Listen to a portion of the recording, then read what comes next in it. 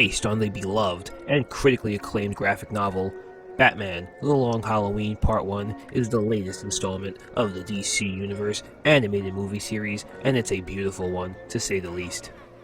Right off the bat, no pun intended, I was blown away by the art style of this movie.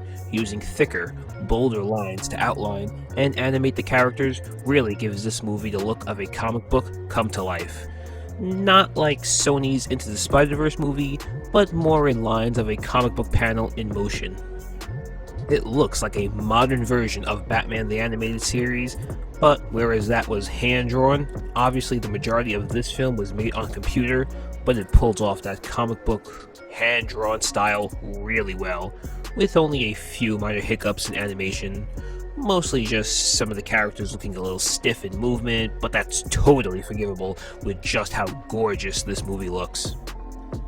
Gotham City in particular looks incredible. The perfect blend of old and new makes this Gotham City look timeless.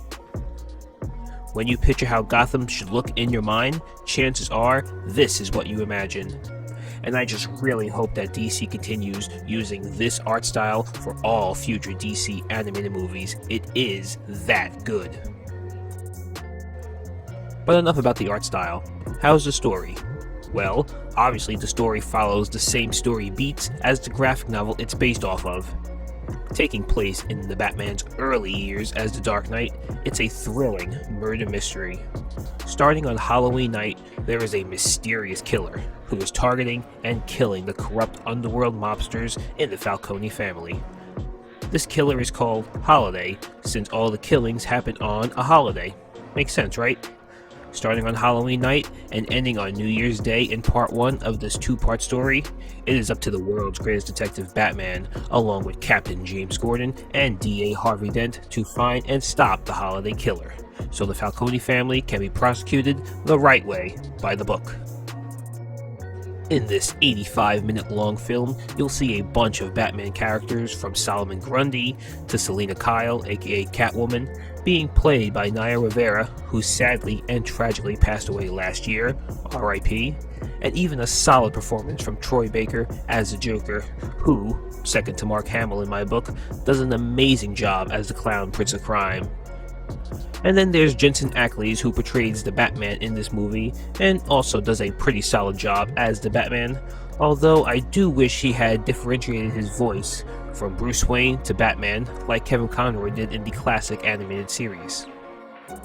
And just like many other movies based off of a comic book, this film does add some more scenes and dialogue for more context, and thankfully it's not as bad as it was in the Killing Joke movie, where they just added a bunch of unnecessary stuff. The stuff added in this movie does have some meaning behind it. And although this is part 1 of a two-part series, this movie does pretty well standing on its own, not feeling cheap and empty with them saving all the good stuff for part 2. Part 1 has a satisfying twist and cliffhanger ending, making you crave more, and thankfully you won't have to wait too long as part 2 does release next month. It's also worth pointing out that part 2 is supposed to be rated R, whereas part 1 is PG-13. And although we do see quite a bit of blood and off-screen violence in part 1, I'm curious as to what we'll see happen in part 2 to make it earn its R rating. So overall, this is a really solid film and a breath of fresh air for DC animated movies. In terms of its art style, animation, and being an adaptation of a comic book to a movie, it pulls off all three really well, and I am excited and optimistic to see part 2. Fingers crossed they stick the landing. If I was to give part 1 a number rating, I'd say this movie is a solid 8 out of 10.